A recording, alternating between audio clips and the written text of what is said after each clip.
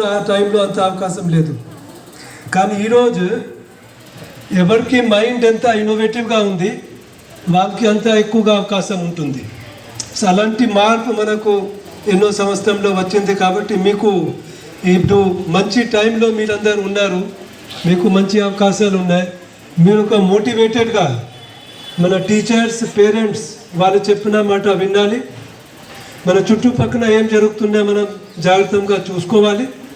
మనకు అవకాశం ఏమున్నా మనం పట్టించుకోవాలి. మన సమాజంలో ఏం అవసరం ఉంది అని మనం చూసుకోవాలి. ఆ విధంగా ఉంటే ఖచ్చితంగా మీరందరూ ఒక మంచి పౌరులుగా తయారవుతారు, మంచి ఒక స్థానంలో ఉంటారు, మీ జీవితం బాగుంటుంది.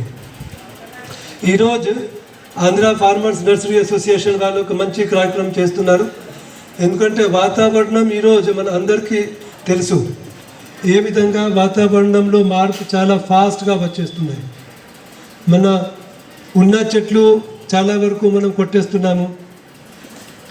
మంచి నీళ్ళు తాగటానికి మంచి నీళ్ళు కూడా బాగా తగ్గిపోతున్నాయి. వ్యవసాయానికి కావాల్సిన నీళ్ళు కూడా బాగా తగ్గిపోతున్నాయి. మన నదులో ఇంతకుముందు వచ్చే నీళ్ళ కంటే ఇప్పుడు నీళ్ళు తగ్గింది, కానీ ఉన్న నీళ్ళు ప్రభావం కొంత టైంలోనే ఎక్కువగా ఉంటుంది. దానివల్ల మనకు ఫ్లడ్స్ అవి అన్నీ వచ్చేస్తున్నాయి. వర్షపాతం ఇంతకుముందు మనకు సంవత్సరంలో ఎక్కువ రోజు వరకు ఉండేది, కానీ ఈరోజు అదే వర్షపాతం చాలా తక్కువ రోజులో మనం విజయవాడలో చూసాము.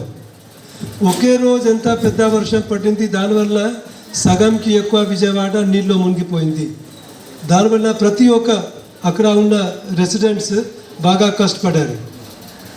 అటువంటి పరిస్థితి రాకూడదు అంటే మీ స్కూల్లో ఎటువంటి మంచి వాతావరణం ఉంది, మీ స్కూల్లో అన్ని మంచి మంచి పెద్ద చెట్లు ఉన్నాయి, మన చుట్టుపక్కల ఉన్న చెట్లు మనం కాపాడుకోవాలి. ఇంకా ఈరోజు ఎట్లా మీరు ఈ ప్రోగ్రాం పెట్టుకొని చెట్లు నాటే కార్యక్రమం చేసుకుంటున్నారు, ఇంకా భవిష్యత్తులో కూడా ఈ విధంగా మనం చేసుకోవాలి. చెట్టు నాటడం కాకుండా చెట్టు మెట్లు బతకాలి, ఎందుకంటే ముఖ్యం. ప్రతి సంవత్సరం ఎన్నో లక్షల చెట్లు మనం నాటుకుంటున్నాము, కానీ ఎన్నో చెట్లు బతికినాయంటే అది మనం పట్టించుకోవడం లేదు. కాబట్టి అది బతికించాలి. చెట్టు నుంచే వచ్చే లాభాలు అంటే వాతావరణంలో సమతుల్యం ఉంటుంది, కాలుష్యం తగ్గుతుంది, అది ఒక పార్ట్. ఇంకోటి ఎందుకంటే మన దగ్గర ఈరోజు వరకు కూడా పేదరికం ఉన్నాయి. చాలామంది మనకు అడవి మీద ఆధారపడి ఉంటారు. కాబట్టి మనం నాటే చెట్టు నుంచి ఫలసాయం ఏం వస్తుందో అది కూడా మనం చూసుకోవాలి. సో దాని విధంగా మనకు